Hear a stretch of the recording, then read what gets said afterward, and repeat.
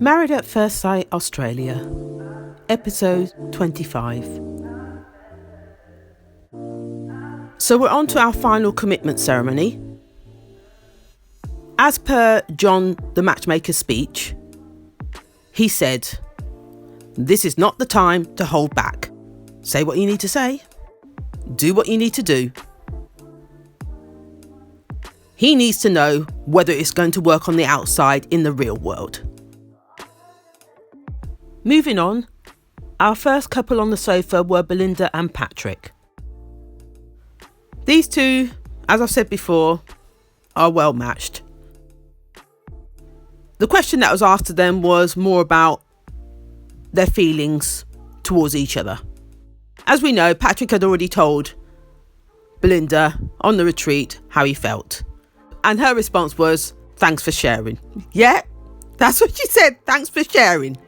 She just didn't know how to express her emotions. She's never been there. But as the weeks have progressed, or as the days have progressed, we can see these two getting closer. Yeah. As she said on the sofa, I just had this brainwave when I was in the shower or in the bathroom to come out and stand in front of him naked. Yeah. This girl is becoming brave, becoming more comfortable in her skin, experimenting more. Yeah. These two are on a slow progression, but they're getting there. I like it. I like it. I like it. So there's not much I can say on these two, except for they're going in the right direction. I can see it working on the outside. So, in conclusion, they both said stay. That comes as no surprise, really, does it? Yeah. Moving on. Our next couple were Johnny and Kerry. Now, these two, from the get-go, have been best friends, like they've known each other for years. Yeah, that's a relationship I see in front of me, watching those two. Johnny, you can see he's falling in love. He talks about this warmness every time she walks in the room. I get this sort of warmness in my stomach, like it's a big hug I'm getting from her. Yeah. And also with Kerry, she's saying from the time they were on the retreat, she could see things happening, things building between them. And virtually from the get-go, when they got married as well, there was just something between them that was going to work. The loyalty, standing by each other's side. He always looks out for her. They know how to communicate. Plus, they're here for the right reasons. As I said, they've both been married before, so they know what it entails. They definitely know what it entails. These two, without a doubt, I can see working on the outside. So in conclusion, they both said stay. Next on the sofa were Alana and Jason. Now these two, where do I begin? Where do I begin? These two have been rocky from the get-go. Oh dear. The first thing the matchmakers asked was, what happened last night? So you saw Mr. Jason relaying what happened last night, what happened on the retreat, and Alana betraying his trust, all of that, yada, yada, yada. And then you heard John the matchmaker ask the question to Alana, because she turned around and said she's sorry for betraying his trust. But at the same time, when John asked the question, if she was to take last night back and not betray his trust, would she do it? She did take a little time to answer this. She did take a while to answer this question. But at the end of the day, she said she doesn't regret doing it. Yes, that's what she said. She doesn't regret doing it. And the reason for that was because she doesn't like the way guys talk about women and treat women like shit and think it's okay. Plus she cares about Melissa and thinks she deserves better. That's what she said. And through answering that question, you could see her getting tearful. So this cuts deep for her. Yep, they weren't fake tears. No, they weren't. She really believes what she says. We then saw Bryce intervene by saying what Alana said last night was not the truth. And she turned around and said, yes, it is. We continued to see Bryce defending his case and Alana saying, Bryce, you're lying through your teeth. Yes, that's what she said. Bryce, you're lying through your teeth. And at the same time, she's saying to Jason, as in calling Jason, as if she wants him to back her up. Jason's not involved. As we all know, Jason's not getting involved.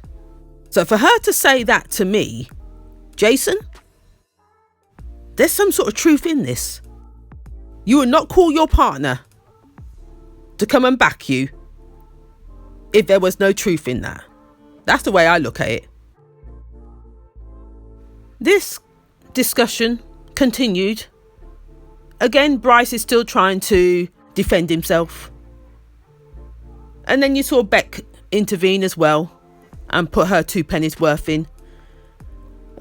This was just going round in circles. At the end of it, Alana turned around and said, Bryce, I'm going to deal with you at another stage, another time. Something like that, she said. So that tells me, again, there's more to this. Because she weren't letting go. And all the time she kept calling Jason to back her. Jason. Is Bryce telling the truth? Am I a liar? That's what she said. Is Bryce telling the truth? Am I a liar? He was stuttering. Jason was stuttering, as per usual. Eventually he said, if that's Bryce's recollection, that's Bryce's recollection.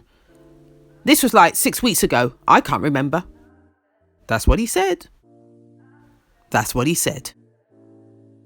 Anyway, Alana continues to say that she wants to work on her relationship. Her and Jason were talking at the weekend about moving, in the way of her either moving to where he lives, wherever state he lives in, and vice versa. Yeah, that type of moving. And she has in the past self-sabotaged relationships because of that. That's what she was saying. And her betraying him at the dinner party was a form of self-sabotage. That still doesn't make sense to me. Because as she said to John, the matchmaker, she still would have said what she said at the dinner party. So where does the self-sabotage come into this? It doesn't make any damn sense. Oh, I can't keep up. Oh, you're doing my head in. And then when the question was put to Jason about how does this land with you, his argument was about the trust. Yep, about the trust. He just doesn't know how it's going to work. And that he's going to find it hard to get that back. That's what he said. Man, a few words again. Man, a few words. They were then asked by Mel, the matchmaker, about whether they've had the conversation about boundaries within the relationship. And they both said, no. And as she said, don't you think it's time you had that conversation? And then it was Jason that turned around and said something like, I thought that would be a given. Same with Alana. And then it was John, the matchmaker, that said, how is that working? They both had no words. They had no words to come back with. So, you need to have the conversation. Don't assume. Fast forward to decision time. Alana put stay because she really does want to work on this relationship. So she says.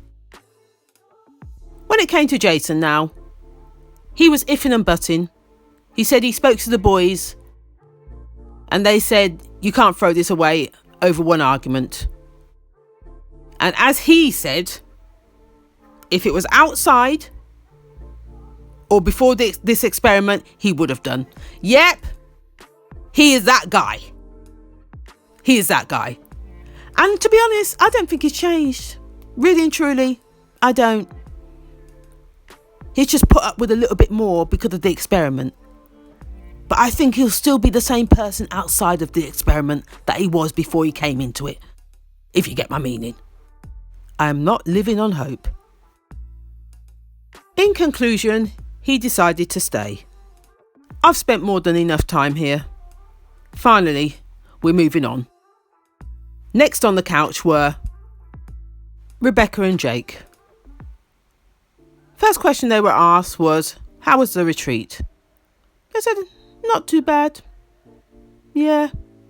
And then Rebecca turns around and says, there were some not so great things. Yeah. Now, if I talk about self-sabotaging, she's the person that does that. I look at her as a self-sabotager. Never mind Alana, she's a self-sabotager. They were asked about the positives of the retreat. It was Jake that answered that question by saying, to be honest, it was a struggle because of the events of the whole retreat. They found it hard to connect. Something like that, he said. They were then asked, what was it about the events that affected your relationship? It was Beck that answered that question. Our conflict with Bryce was one. And then the way Jake reacted to Bryce as well. I don't condone that type of behaviour. That's virtually what she said. And Jake's response to that question was he felt obligated to stand up to that type of behaviour.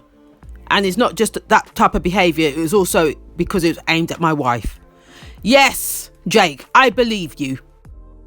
If I had a man that did that, I'd be looking at him as in, yeah, that's my king. That's the way I would have looked at him. This one here, Miss Sourpuss, I have no time for it. She was giving herself excuses. He continues to say that if this was on the outside world, this is how I would behave with my girlfriend, my wife, my family. I would stand up. So as far as he's concerned, this is normal. And even the matchmakers were shaking their heads as in to say, yeah, this is normal.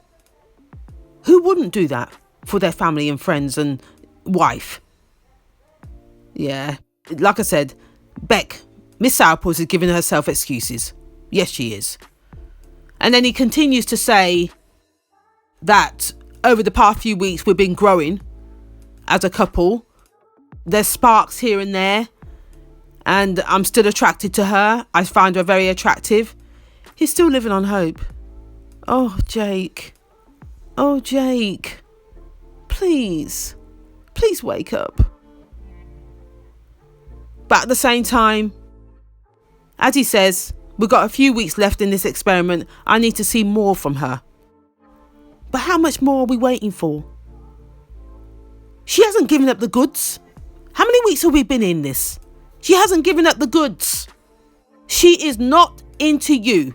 Even Jason said it. And this is the first time I have to agree with Jason. Even Jason said it. Fast forward to decision time. Beck put leave. Yes, she put leave. Thank God for that. But at the same time, she blamed it on Jake, his behaviour on the retreat. Yeah, that's the flimsy excuse she gave. She just couldn't come out with anything better. Jake's reaction to her putting leave was a surprise. He was surprised. He thought we were doing well. Jake, come on, man.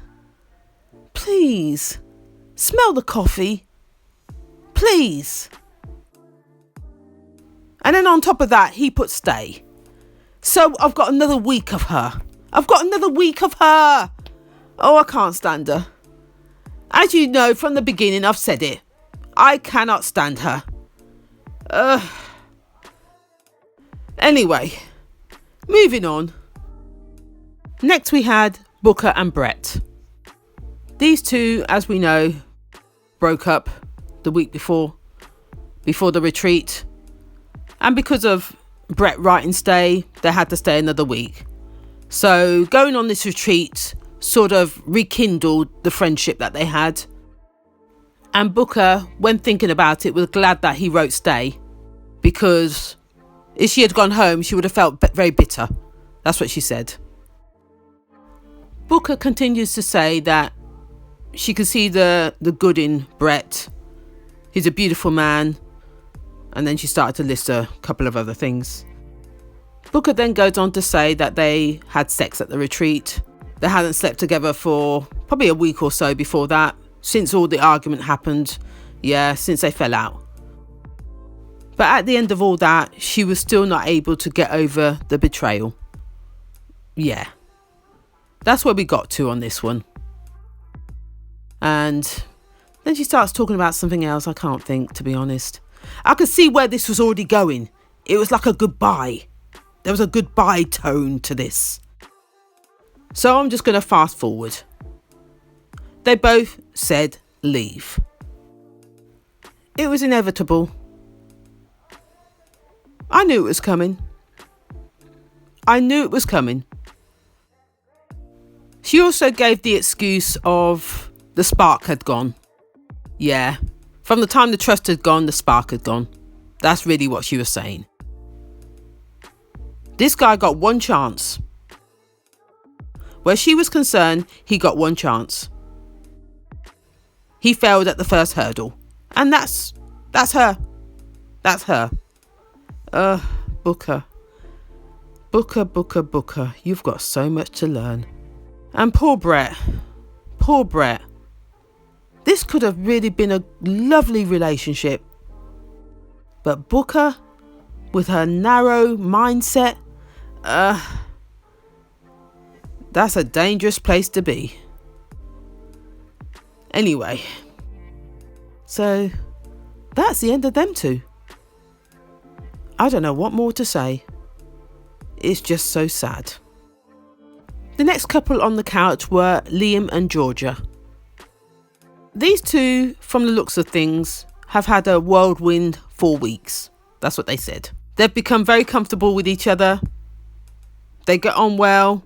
They have fun times. They do fun things. They're even that comfortable that he can sit on the toilet while she's talking to him. Yeah, they're that comfortable. Oh dear. I don't know what to say. At one point, it was Georgia that mentioned she could see herself falling for him. So we're already there 4 weeks in. And they can't wait for the end of this experiment so they can get out into the big wide world and live life. So this relationship is going very fast. Yeah, very much a whirlwind. I'm still a little sceptical on the outside world with these two. But, yeah, we're going to have to wait and see. Fast forward. In conclusion, they both said stay. Our last couple on the couch are Bryce and Melissa. Well, these two started off very frosty. As Melissa just said, they haven't spoken to each other all afternoon. Yeah, you could cut the air with a knife even when they were sitting down with the rest of the group. They weren't hand in hand, hugging each other like they would normally be. Nah, we didn't get any of that from Melissa, not today. I don't know what's going on. It was actually Melissa that tried to explain what had been going on. So she started from last week, the last commitment ceremony, where Bryce had put leave and then crossed it out and then put stay. Yeah, everything started from there, this tidal wave. Then it continued all the way through the retreat, all to do with bullying, etc, etc, etc. Instead of people agreeing to disagree, everybody's got their back up. Bryce ain't going to give up. Jake and Rebecca ain't going to back down either. Yeah, so it's a constant battle, as Melissa said. And then coming back to today, we're still in the same place. And as she says, I don't like the conflict, the constant battling, us against them. She can't do it. It got to a point where she just had to walk out the room today. And they haven't spoken all afternoon, as she said. And she also said, since coming back from the retreat, we've been walking on eggshells around each other all week. We haven't really been in a relationship this week. That's how she said it. That's what she said. It was at this point that John, the matchmaker, had a question to ask Bryce. It's been on his mind for weeks, he says. So what he said to him was, Bryce, what is it about you that brings attention to yourself? Initially, it was individuals. Now it's a whole pack mentality coming at you. So what is it that attracts that behaviour? That's virtually what he was saying. Then Bryce turned around and said, ask them, as in the group. It's nothing short of high school bullying. That's what he said. But then John turned around and said, what is it about you, though, that contributes to the group coming at you? That's what he said. He says that's him being true to himself and calling out bullshit when he sees it. That's what he said.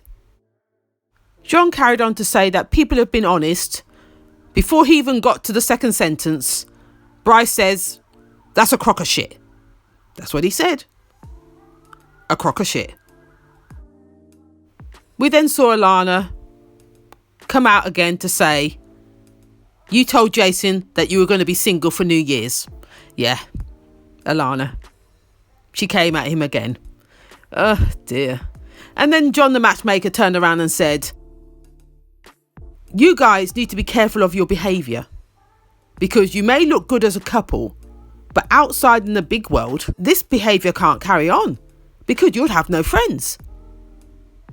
That's what he said. That's what he said.